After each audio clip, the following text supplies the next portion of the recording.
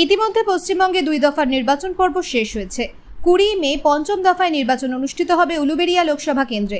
উলুবেড়িয়া লোকসভা কেন্দ্রের তৃণমূল কংগ্রেস প্রার্থী সাজদা আহমেদ 27 এপ্রিল শনিবার বিকেলে তৃণমূল কংগ্রেস প্রার্থীর সমর্থনে উলুবেড়িয়া পূর্ব বিধানসভা কেন্দ্রের রঘুদেবপুর অঞ্চলে ও উলুবেড়িয়া পৌরসভার 8, 9, 12 নম্বর ওয়ার্ডে নির্বাচনী প্রচারের র্যালি হয়।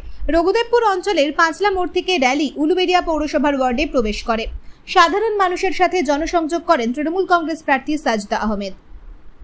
এই দিনের এই নির্বাচনী প্রচারে উপস্থিত ছিলেন উলুবেড়িয়া লোকসভা কেন্দ্রের তৃণমূল কংগ্রেসের প্রার্থী সাজদা আহমেদ। উপস্থিত ছিলেন উলুবেড়িয়া পূর্ব বিধানসভা কেন্দ্রের বিধায়ক বিদেশ বসু, উলুবেড়িয়া কেন্দ্রের তৃণমূল কংগ্রেসের সভাপতি শেখ আকবর। উপস্থিত ছিলেন উলুবেড়িয়া পৌরসভার পৌরপ্রধান অভয় দাস, ভাইস চেয়ারম্যান শেখ ইনামুর রহমান। উপস্থিত ছিলেন রঘুদেবপুর অঞ্চলের তৃণমূল কংগ্রেসের সভাপতি পল্লব গাঙ্গুলি সহ অন্যান্যরা।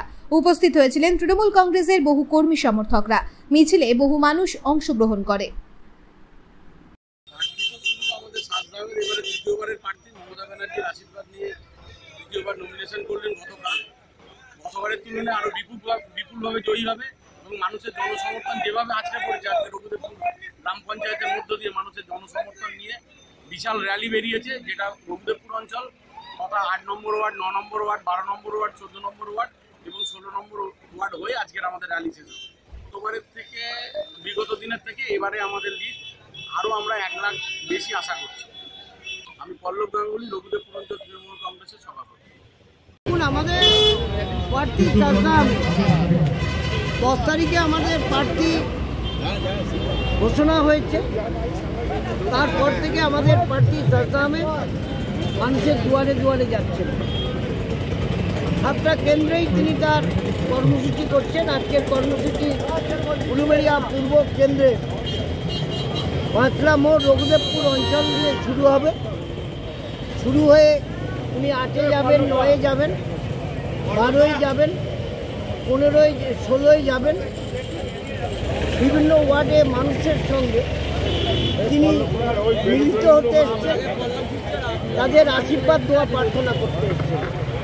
এবং আমরা আশাবাদী শুধু নয়, আমরা এই কেন্দ্র থেকে উলুবেড়িয়া পূর্ব কেন্দ্র থেকে বিগত দিনে আমরা যে ভোটে লিড দিয়েছিলাম তার চেয়ে রঘুদেবপুর অঞ্চল তৃণমূল কংগ্রেসের কার্যকরী সভাপতি জনাব তরুণকান্তি ঘোষাল মহাশয়কে আমি সামনের গাড়িতে আসার জন্য অনুরোধ করছি। 2019-এর লোকসভা নির্বাচনের চেয়ে আমরা তার ডবল ভোটে আমাদের প্রার্থী সাজদা আহমেদ জয়ী হবেন। মমতা বন্দ্যোপাধ্যায়ের হাত শক্ত হবে এবং আমরা পশ্চিমবঙ্গে 42টা সিটি দখল করে আগামী দিন যিনি ভারতবর্ষের নিয়ন্ত্রণ শক্তি হবে তার নাম মাননীয় মমতা বন্দ্যোপাধ্যায়। তিনি আগামী দিন, আজকে যিনি বাংলাকে দিশা দিচ্ছেন, আগামী দিন তিনি ভারতবর্ষকে দিশা দেবেন। রিপোর্ট জি লাইভ নিউজ।